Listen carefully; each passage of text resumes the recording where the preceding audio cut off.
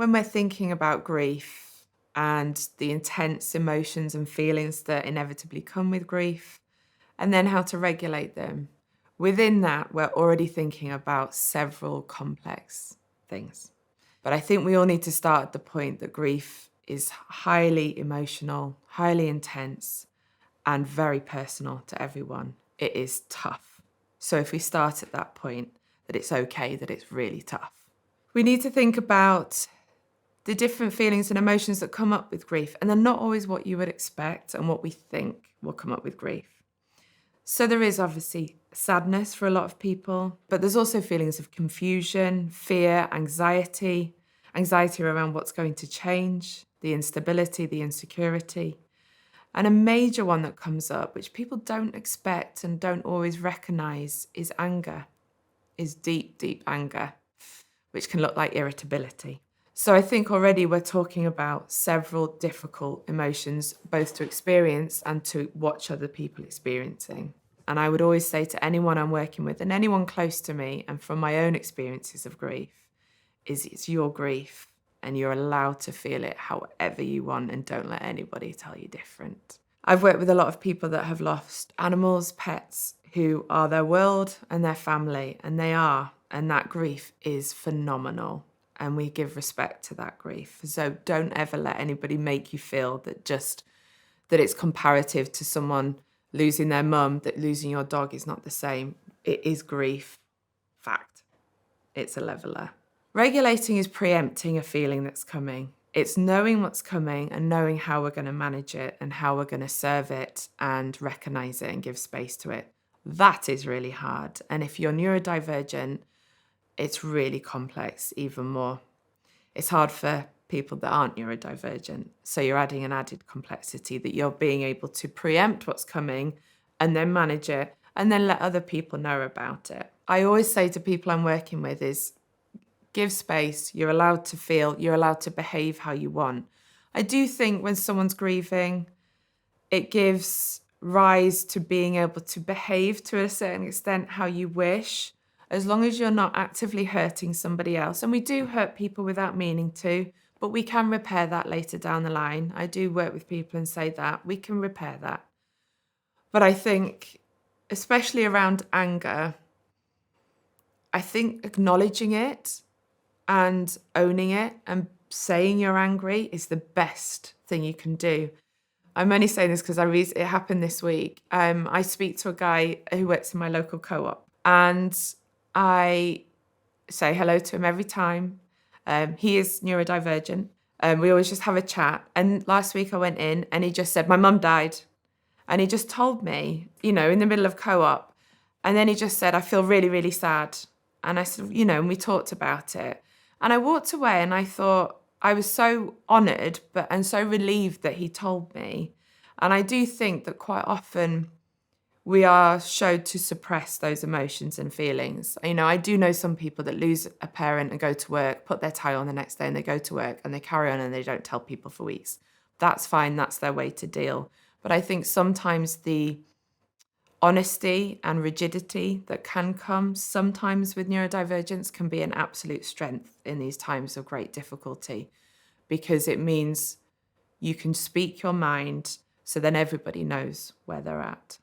I think supporting yourself when you're neurodivergent through these very, very difficult periods is absolutely paramount. I will always say, look after yourself first. And that can sound selfish. It's not.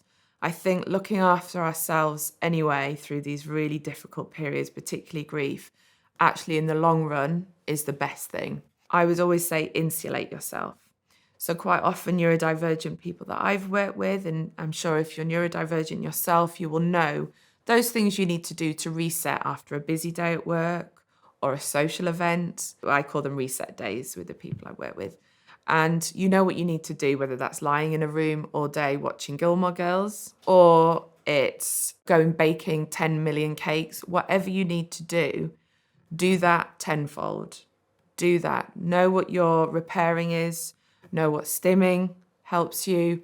Just go and do it for as long as you need and get everything you need in place to do that. So I think another thing with grief is it's a hugely sensory experience. And I think we don't understand how sensory it is sometimes, but actually, from my own experience with grief, triggers of sadness and anger and upset and anxiety could be the smell of a cooking that reminds you of that person. The sight, like my friend lost his gran and a woman walked into a cafe and she was wearing the same coat his gran used to wear and he just burst into tears. And I hadn't seen him cry since he'd lost her, but it was the sight of the coat. I think knowing these sensory experiences is how we experience, sensory differences is how we experience the world. So know both your sensory triggers, but also your sensory comforts. Know what's going to make you feel better. Knowing your capacity. Sometimes being around other people that have lost that person that's also close to you is not the right thing for you in that moment. And that can feel against what you think you should be doing. We see on the movies, we know with social norms, we're all meant to be together and hug each other and support each other. That might not be right for you, and that's okay. Those weeks after the death, it's high intensity. If you need to remove yourself, that's what you need to do, because in the long run, it actually can cause less conflict, less upset, less resentment. There's experiences in my life after we've lost somebody where I wish I'd probably removed myself rather than dive straight into something, and it causes longer term issues. So actually know that by removing yourself and saying, I need to not be here right now and I need to go and do what is right for me and insulate myself, is actually going to be better for you and your family in the long run. I think asking for the right kind of support at the time of losing someone is the toughest thing to do, but the most important thing. And it's the thing I start with if I'm working with somebody or talking to somebody about this. I was running a psychoeducation session with a family with a young guy I had just diagnosed and his parents, and we were just talking about how his neurodivergence will bring strength to the family and his abilities and how to understand them and include them in their day-to-day life. And actually what came up was his mum raised that she'd felt very hurt and angry by her son's response to the loss of her father, so his grandfather. And he had been very close to his grandfather, and I knew he was because I'd talked to him about that. And I think that's another big difficulty within the neurodivergent world, is how we look. Do we look like we're being empathetic? Do we look like we're sad? Do we look like we're grieving? And I think this is often the difficulty and the barrier when it comes to something like grief.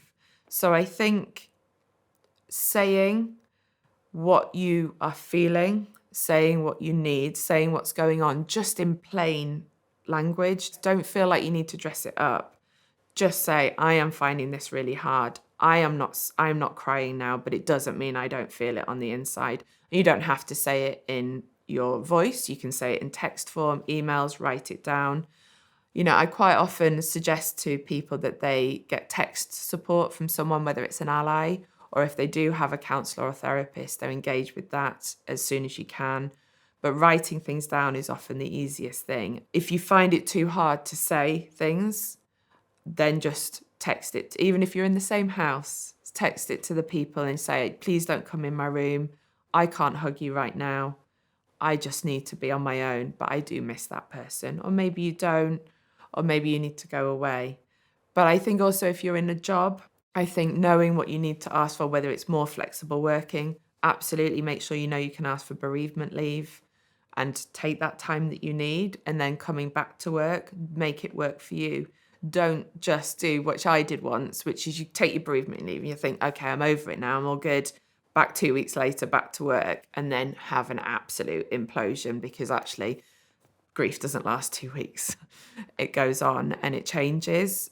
I think allies and friends and people you trust are very important here, and that might not be someone in your immediate network or family. It's someone that you know understands your needs and your wishes and what you need from that situation. Tap into them, lean on them.